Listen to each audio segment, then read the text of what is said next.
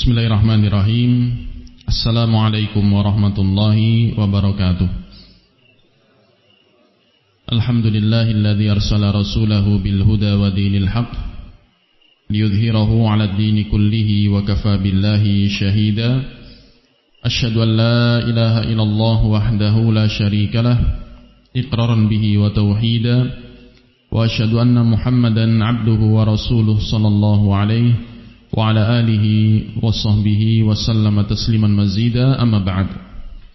Fa ikhwani fillah, a'azzani Allah wa iyyakum. Walhamdulillah, di malam hari ini kita bisa bermajelis kembali di kajian rutin atau daras rutin setiap Rabu malam.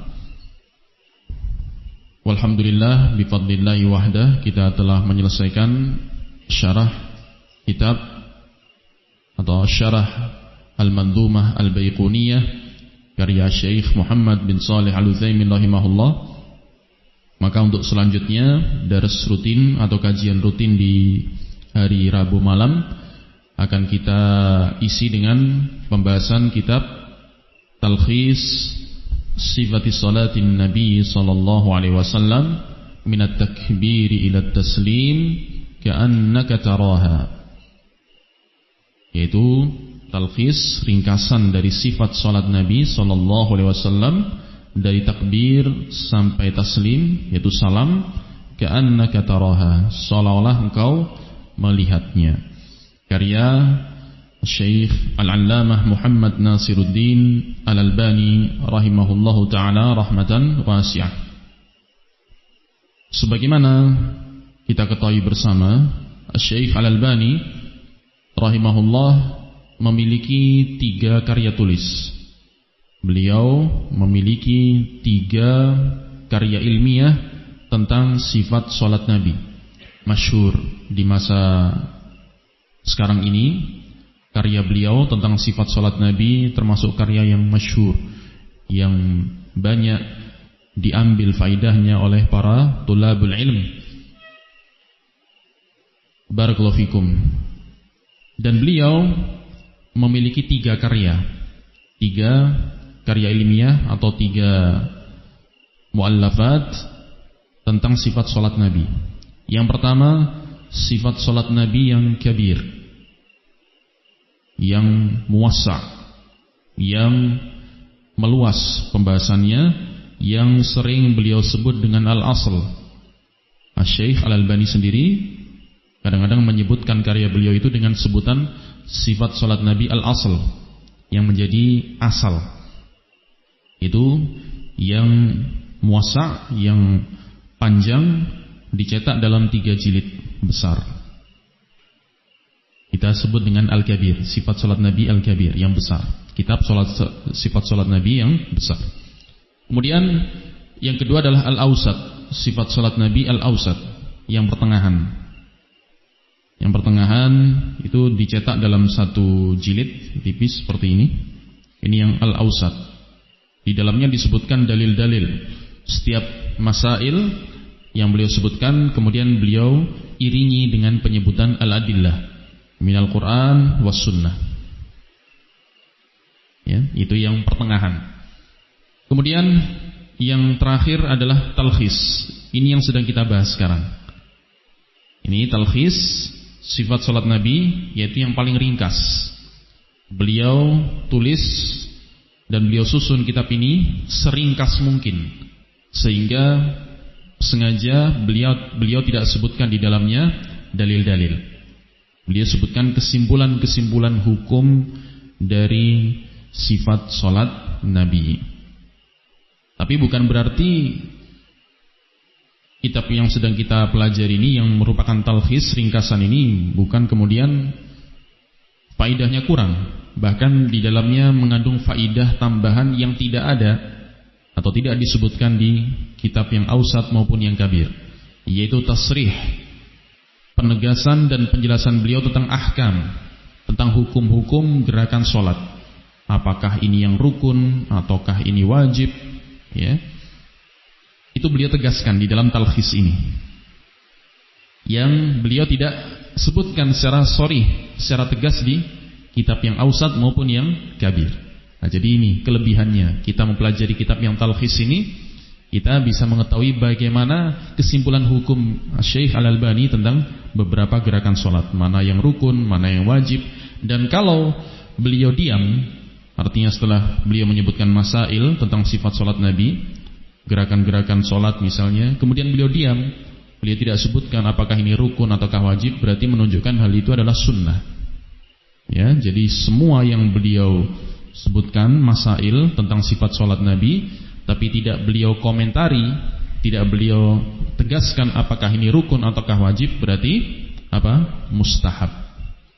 Mustahab atau sunnah atau minal umur al-muhtamalah, al-muhtamilah, yaitu termasuk, bisa jadi termasuk pembahasan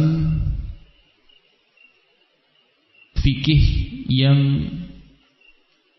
ada ihtimal padanya, ada kemungkinan hukumnya mustahab dan ada kemungkinan hukumnya wajib. Itu kalau beliau diam, ya, artinya beliau tidak tegaskan, karena ada kemungkinan bisa jadi mustahab, bisa jadi wajib.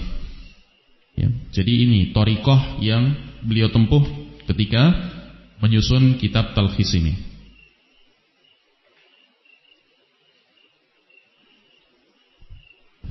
Kita telah membahas kitab ini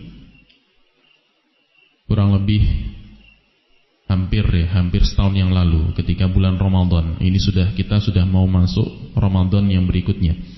Jadi ini kita awali kajian kitab ini di bulan Ramadan tahun lalu. Ya, jadi sudah sempat ada 3 pertemuan kalau tidak salah ya, 3 pertemuan, dan kita selesai sampai halaman ke-7. Ya, kita selesai dari pembahasan tentang istiqbalul Ka'bah. Tentang istiqbalul Ka'bah atau istiqbalul qiblah. Tentang menghadap Ka'bah atau menghadap kiblat ketika sholat. Ya, di situ masailnya sudah kita bahas. Nanti bagi yang ingin murajaah pembahasan tentang istiqbalul qiblah atau istiqbalul Ka'bah ini bisa merujuk pada dars sebelumnya. Taib, berarti di malam hari ini kita akan lanjutkan ke pembahasan yang berikutnya, yaitu unwan yang kedua, judul yang kedua dari pembahasan ini,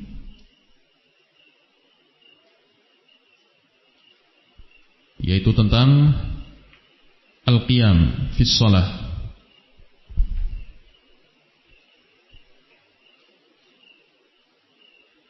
Naqra.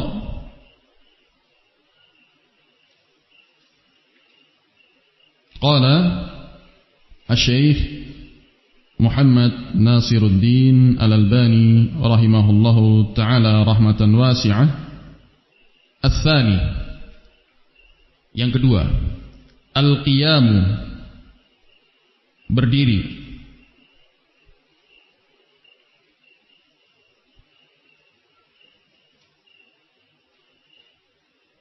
Baik.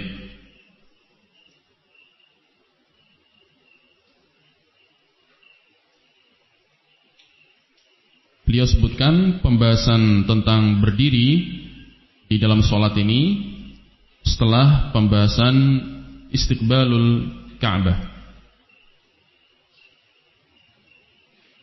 Sehingga thariqah kita pun ketika kita nanti membahas kitab ini, thariqah kita adalah mencukupkan dengan pembahasan yang disebutkan oleh muallif seringkas mungkin, tanpa kita menyebutkan dalil-dalil di setiap pembahasannya secara rinci. Mungkin nanti kalau kita ada kesempatan di lain waktu setelah kita membahas kitab ini ya, tuntas, nanti mungkin kita lanjutkan ke yang ausat, yang pertengahan, yang mana di situ disebutkan dalil-dalilnya. Adapun di talkhis ini memang kita hanya membahas tentang kesimpulan-kesimpulan hukumnya. Dan ini penting untuk kita ketahui bersama, Apalagi ibadah sholat termasuk ibadah yang memiliki kedudukan agung di dalam Islam. Ar-ruknul tsani min arkanil Islam, rukun yang kedua dari rukun-rukun Islam yang wajib bagi kita untuk mempelajarinya dengan detail, dengan rinci, tentang bagaimana hukum-hukum dari setiap gerakan sholat. Ketika kita mempelajari gerakan-gerakan sholat ini secara rinci, jadikanlah ini sebagai sandaran, sebagai pedoman, sebagai patokan untuk kita amalkan. Alangkah baiknya kitab ini bisa dihafal. Ya, kita anjurkan untuk terkhusus para tulab, ya, para santri yang masih banyak memiliki waktu luang, ya, hafalkan matan dari kitab talkhis ini karena sangat bermanfaat. Ya, bisa kita jadikan patokan, pedoman ketika kita mengerjakan sholat agar sesuai dengan tuntunan Nabi. Kita hafalkan, kita pahami dengan baik rincian-rincian yang disebutkan di dalamnya untuk kita amalkan. Mungkin akan ada beberapa pembahasan di mana suatu gerakan sholat ada kaitannya dengan kondisi-kondisi tertentu yang kita mungkin belum mengalaminya sekarang. Contohnya nanti sholat di kapal ataukah sholat di pesawat, mungkin nanti sholat ketika kita bepergian safar, mungkin naik bis, naik kereta atau yang semisalnya kendaraan, bagaimana hukumnya. Mungkin kita sekarang belum mengalami, tapi perlu kita mempelajarinya supaya nanti ketika kita menghadapi kondisi yang seperti itu, kita sudah dalam keadaan memiliki ilmu. Kita tidak ragu-ragu lagi bagaimana caranya kalau kita sholat di atas kendaraan. Kita sudah mempelajari ilmunya. Nah, ini pentingnya, ya. Barakallahu fikum. Dan jadikanlah ini patokan, pedoman ketika kita sholat. Apa yang beliau sebutkan tentang gerakan-gerakan sholat di dalam kitab ini adalah bersumber dari al-adillah asy-syar'iyyah, dalil-dalil syar'i baik dari Al-Quran maupun As-Sunnah. Maka ketika kita mengamalkannya, kita menghadirkan hati kita dalam sholat bahwasanya ini adalah gerakan sholat yang dicontohkan Nabi. Maka ketika kita sholat meniru gerakan Nabi, kita yakin bahwasanya Allah meridhoi amalan yang sedang kita kerjakan karena sesuai dengan tuntunan Nabi alaihi salatu wassalam. Ya, qul in kuntum tuhibbunallaha fattabi'uni yuhibbukumullahu wa yaghfir lakum dzunubakum. Qul, katakan wahai Nabi kepada umat manusia, in kuntum tuhibbunallah, kalau kalian cinta kepada Allah, fattabi'uni, ikutilah aku. Umum sifatnya mengikuti Nabi. Perintah untuk mengikuti Nabi umum, apalagi perintah mengikuti Nabi di dalam sholat ada dalil khusus. Sallu kama ra'aitumuni usolli, sholatlah kalian sebagaimana kalian melihat aku sholat. Jadi ada dalil umum dikuatkan lagi dengan dalil yang sifatnya khusus untuk mengikuti tuntunan dan gerakan-gerakan Nabi secara rinci di dalam sholat. Kalau kita sudah bisa menjalankan sholat sesuai dengan tuntunan yang dicontohkan Nabi, kita yakini apa? Yuhibbukumullah, niscaya Allah akan mencintai kalian. Ya, sangat lezat ketika kita sholat dalam keadaan kita meyakini Allah sedang ridho kepada kita, karena kita apa? Dalam keadaan sholat sesuai dengan tuntunan Nabi.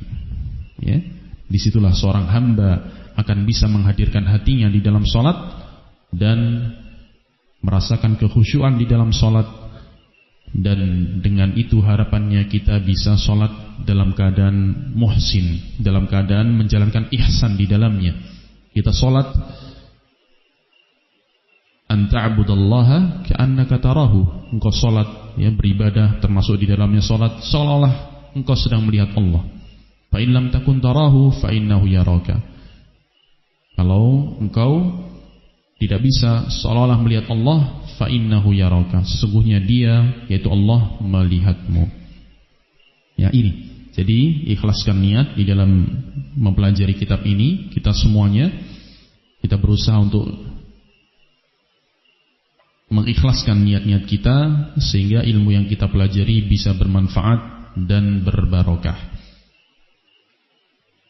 Baik, pembahasan kedua, naqra qala rahimahullahu taala, ats-tsani al-qiyamu, berdiri.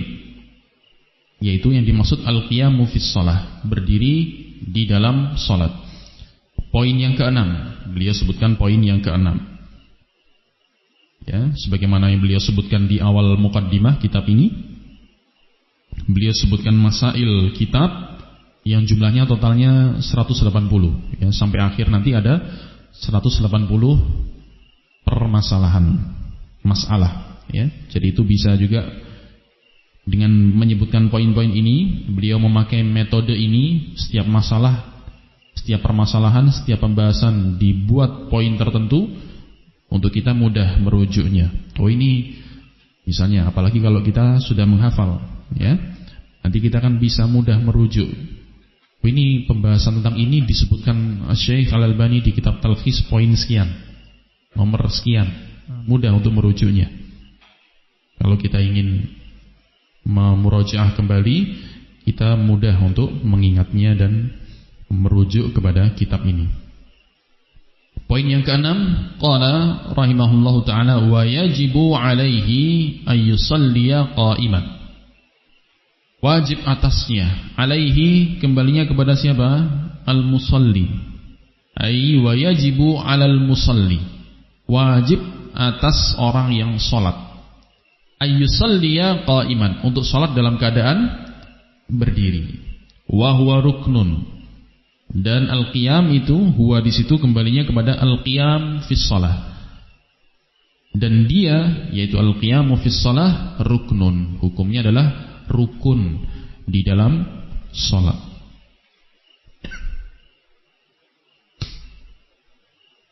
Siapa yang bisa menyebutkan definisi ruknun fis shalah? Siapa yang bisa menyebutkan? Ar-rukun fis shalah, beliau sebutkan di muqaddimah. Yang belum hafal enggak apa-apa sambil baca. Ma huwa ar-ruknu fis shalah?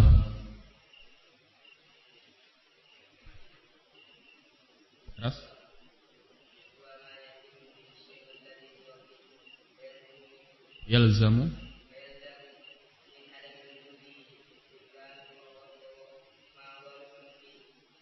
Naam, itu dia definisi ar-rukn fis shalah.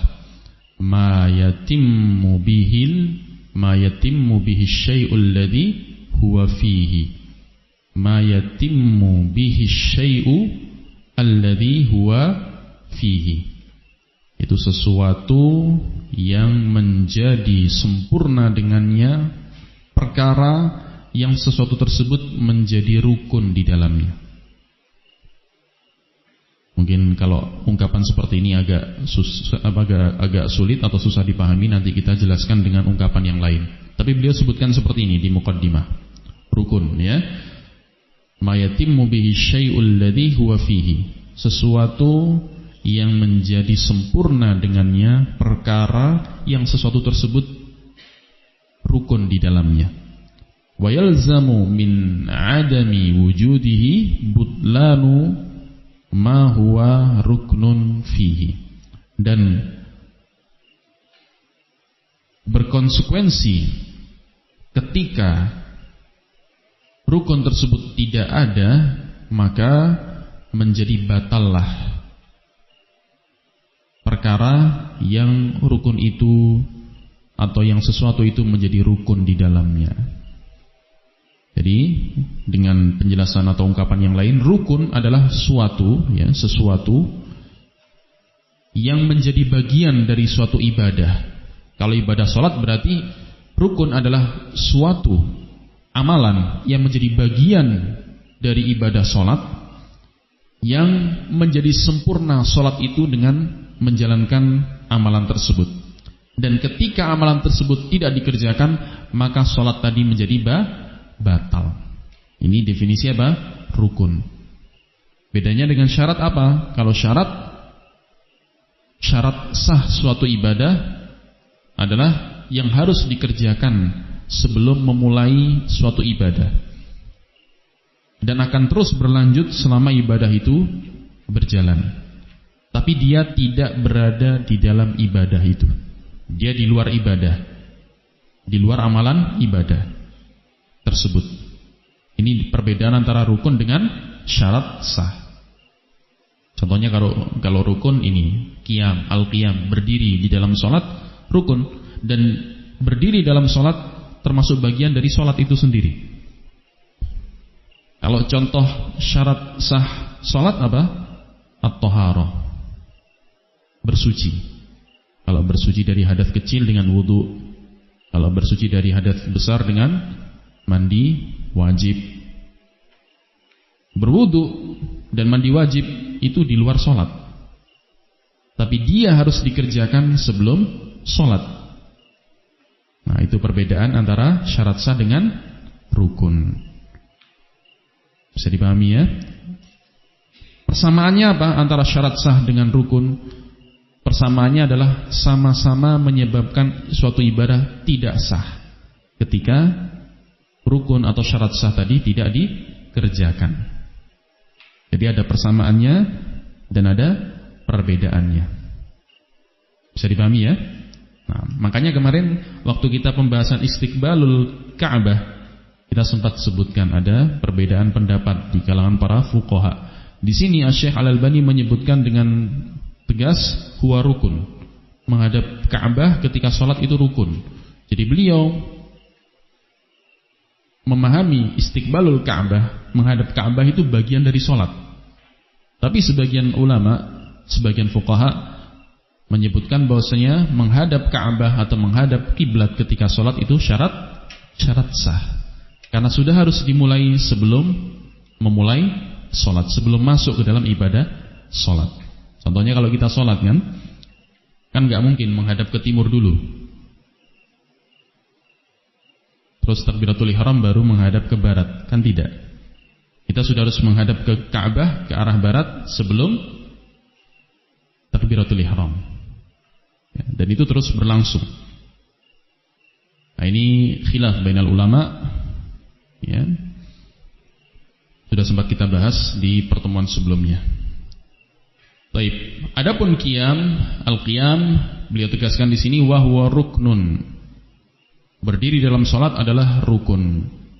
Illa ala, kecuali dalam beberapa kondisi. Nah, ini ada pengecualian.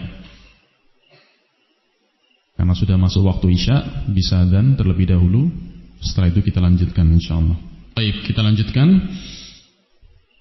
Al-qiyamu fis shalah, berdiri di dalam salat itu rukun sebagaimana yang ditegaskan oleh Syekh Al-Albani tadi, dan dalil yang dijadikan dasar dari hal ini adalah ayat di dalam surat Al-Baqarah, wa qumu lillahi qanitin, dan berdirilah kalian untuk Allah dalam keadaan khusyuk.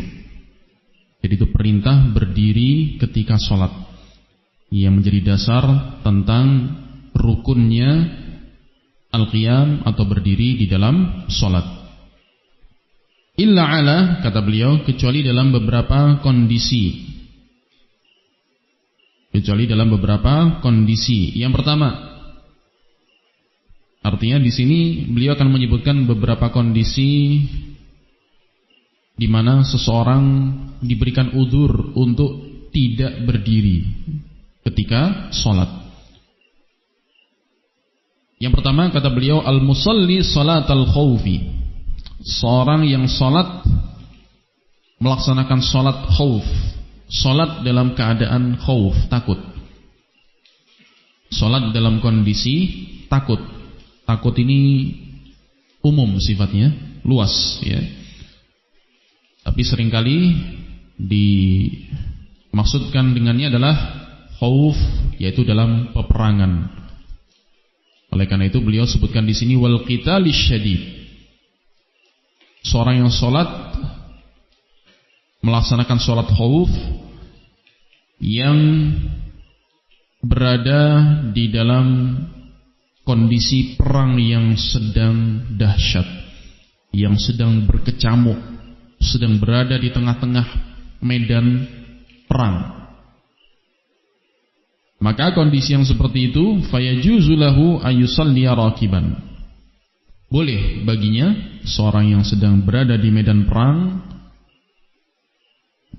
ketika perang sedang berkecamuk dengan dahsyat, boleh baginya untuk sholat sambil berkendara, sambil menaiki kendaraan, misalnya sedang menaiki hewan tunggangan.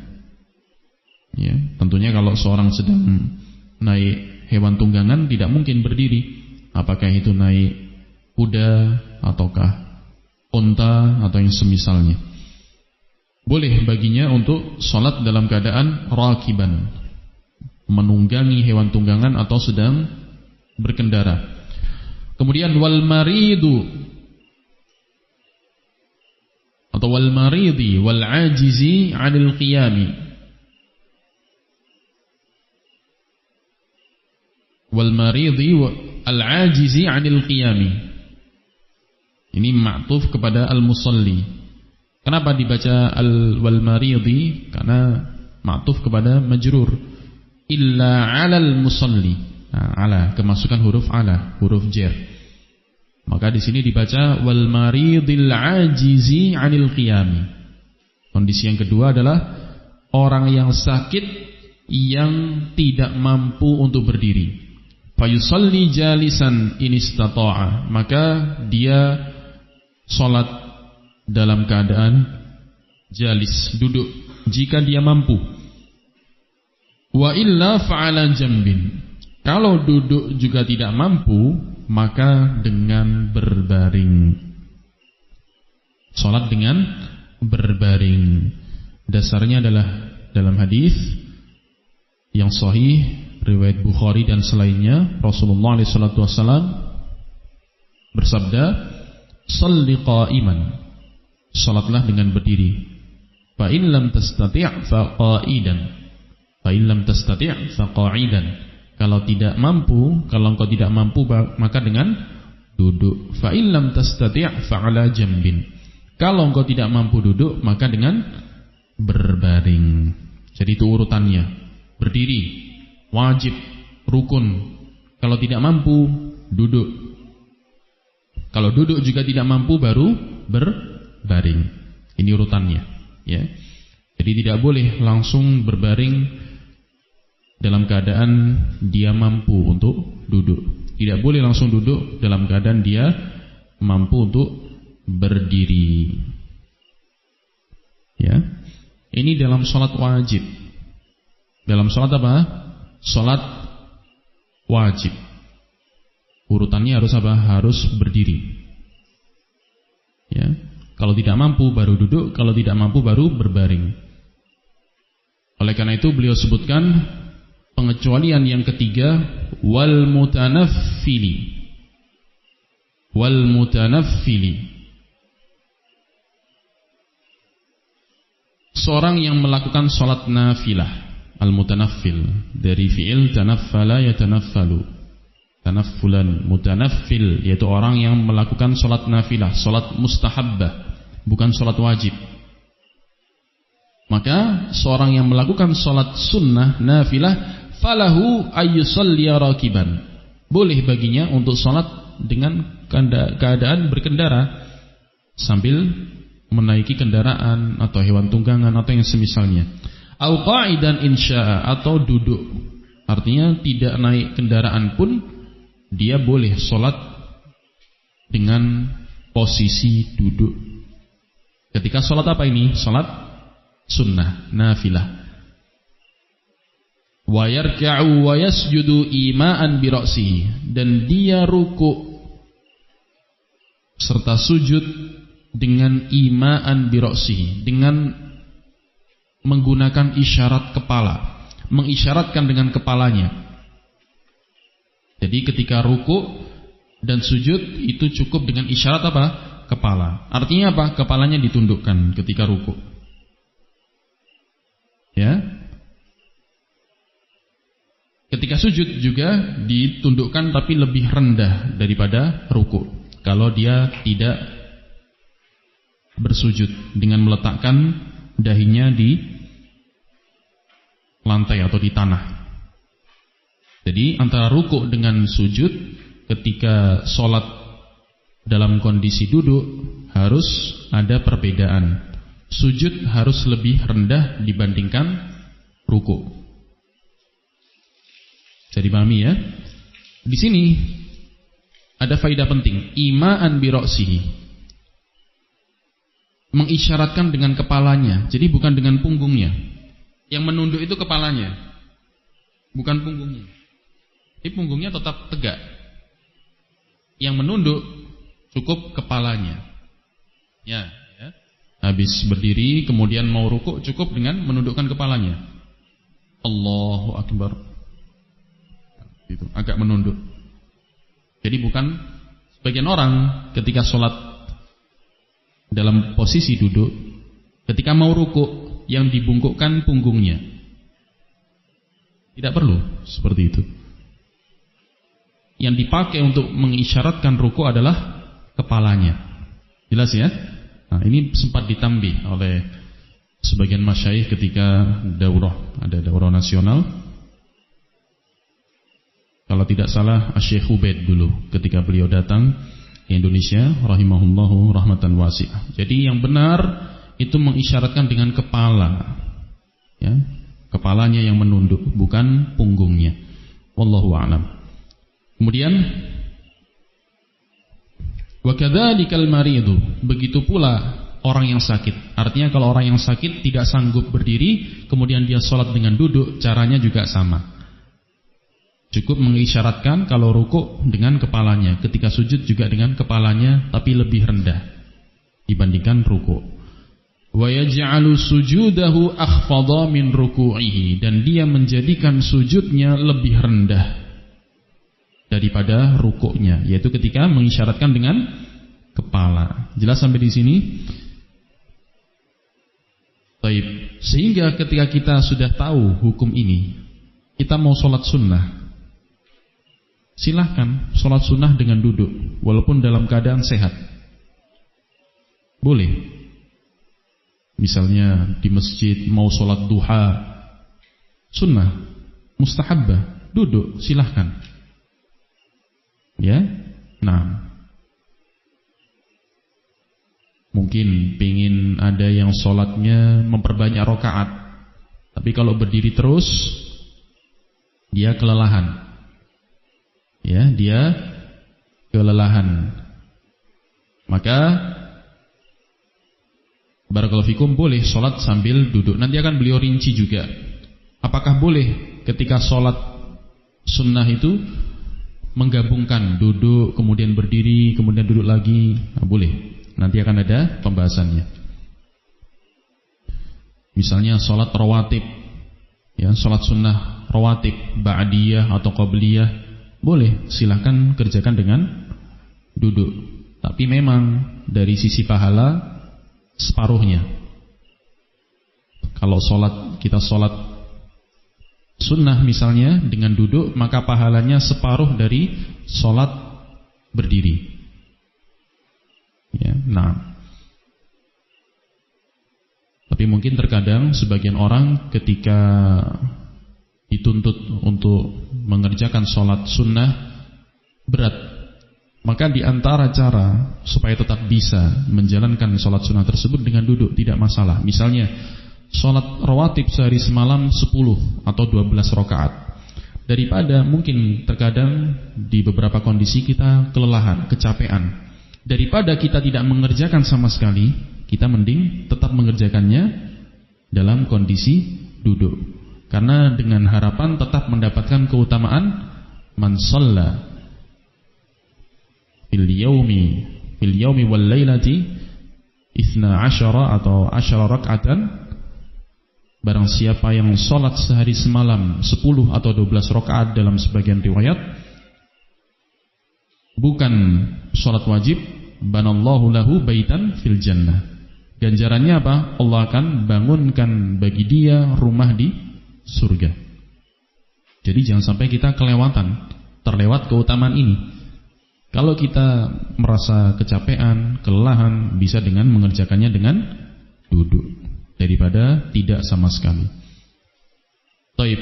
Berikutnya, as-sabi'u, yang ketujuh, wala yajuzu lil musalli jalisan ay yad'a syai'an 'alal ardi marfu'an yasjudu 'alaihi.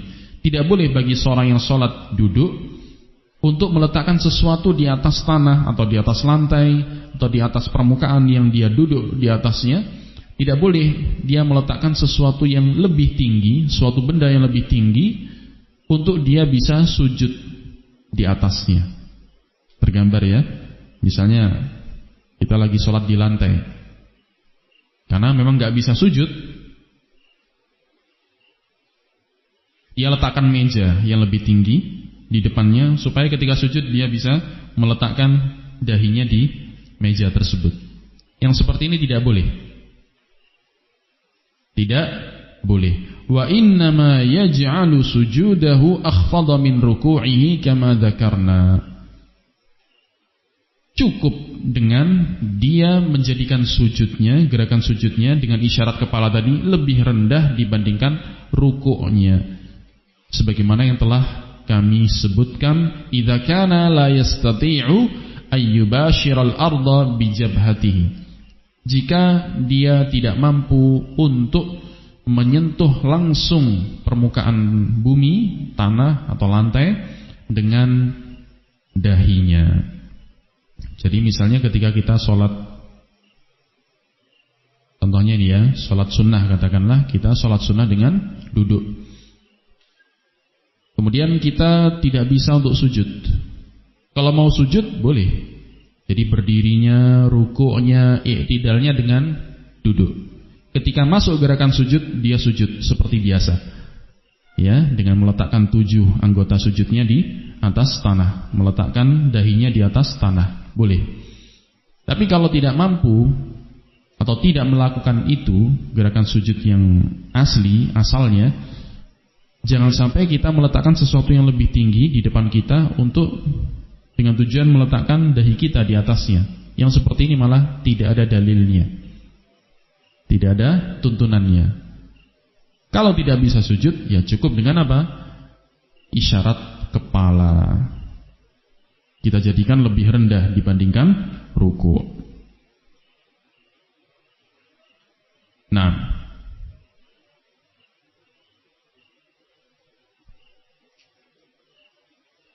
berikutnya as-salatu. Jadi sampai di situ tadi bisa dipahami ya. Nah, ada yang iskal mungkin? Iya. Cara duduknya. Nanti akan dibahas itu. Ada pembahasannya di poin 12 nanti. Bagaimana cara duduknya, ya, yang lain?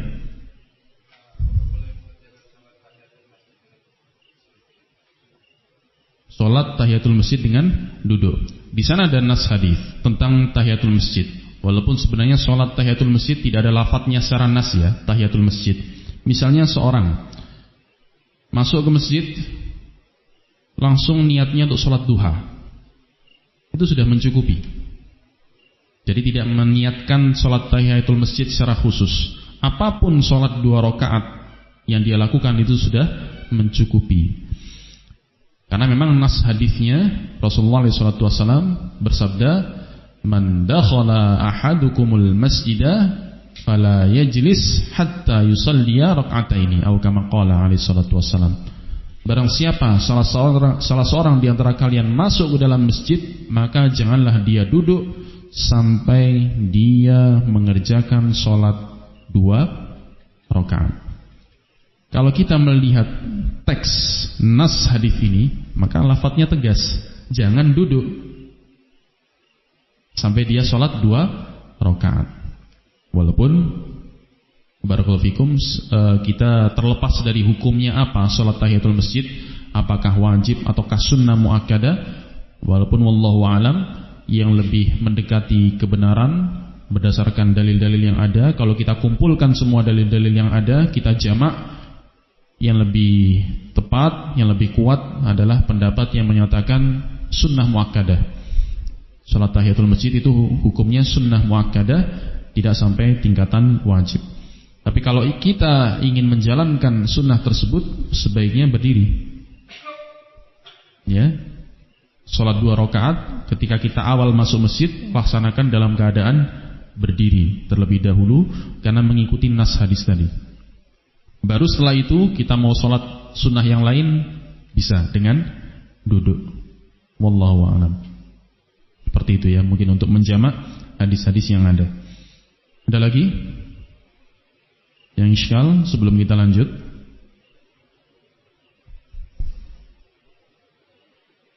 Tidak ada ya?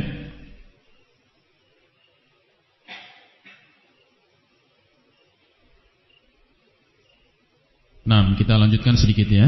Di sini qala rahimahullahu taala as-salatu fis safinati wat ta'irati. Salat di kapal dan di pesawat.